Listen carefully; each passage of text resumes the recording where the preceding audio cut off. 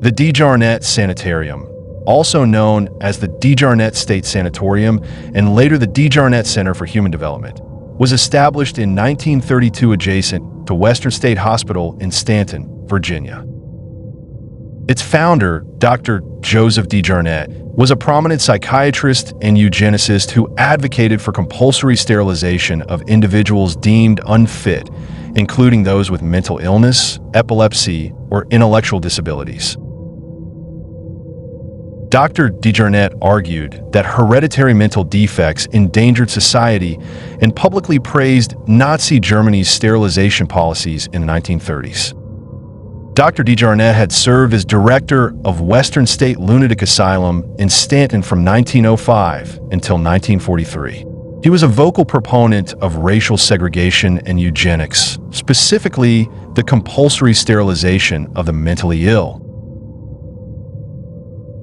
Originally a semi-private facility for middle-income patients, the sanitarium provided psychiatric care alongside occupational therapy and custodial confinement.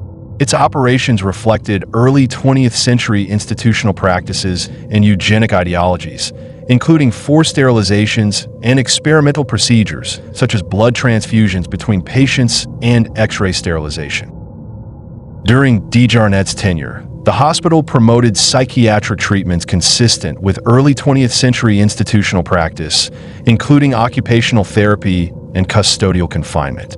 Its operations reflected contemporary eugenic attitudes toward mental illness, disability, and heredity. Electroconvulsive therapy, insulin shock therapy, hydrotherapy, fever therapy, and lobotomies would have been common practice at the sanitarium under Dejarnette's watch. After Dejarnette's retirement in 1943, the facility continued under state oversight. In 1975, the Commonwealth of Virginia consolidated its mental health facilities, and the site became part of the state system as the Dejarnette Center for Human Development.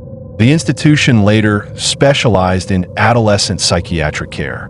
In 1996, its operations were moved to a new building nearby, forming the Commonwealth Center for Children and Adolescents, and the original 1930 structure was closed. Dejarnette Sanitarium has a long and dark history. With that history, it is very much believed it has been imprinted on the location. Many people believe the location to be haunted. Hauntings and paranormal experiences were even commonplace when the location was still in operation. Staff and employees would report disembodied voices late at night, alarms that would activate for no logical reason, shadow figures in unoccupied areas of the sanitarium. Paranormal experiences are still reported to this very day by the maintenance crew, providing limited upkeep of the buildings. Other reports come from urban explorers, paranormal investigators, Staunton's own police department, and some city officials. Some of those experiences were consistent with experiences reported by the staff when the sanitarium was open and in operation. Disembodied voices, shadows that would dart around. Now that the buildings are vacant, there are reports of lights, overhead lights that are on in certain rooms when the buildings have no electricity. Apparitions of patients and doctors have been witnessed. Objects that have moved on their own accord. Audio voices that were not heard in real time, but recorded on an audio recorder. Wheelchairs that have moved again on their own accord. A few of these experiences can be rationally explained or debunked, but far too many simply cannot. What say you? Do you believe the sanitarium to be haunted? Currently, the Frontier Culture Museum in Staunton owns the property, and it is forbidden to be on the property for any reason. Please be respectful and obey that rule. Fines are stiff and trespassers are often caught.